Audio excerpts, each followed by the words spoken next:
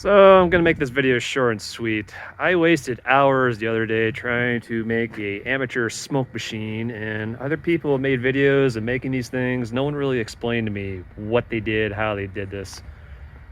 So I used a fluid pump bought from my local Walmart because my local Harbor Freight was out.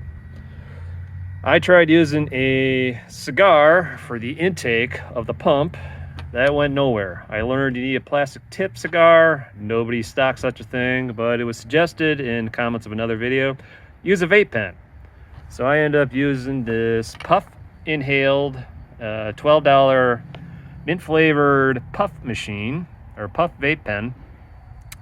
And this is helping me trying to figure out where I got a leak. And if you bear with me, you're going to see as I start pumping, vape turns on, and I did this earlier. I have the hose connected to my brake booster hose, and I can have smoke start coming out my throttle body. Now possibly I don't have the hose connected on right, but that at least shows me where I've got some unneeded air coming in. But I thought for sure I had intake manifold leak on this Chevy 5.3, and I'm seeing that's not my problem.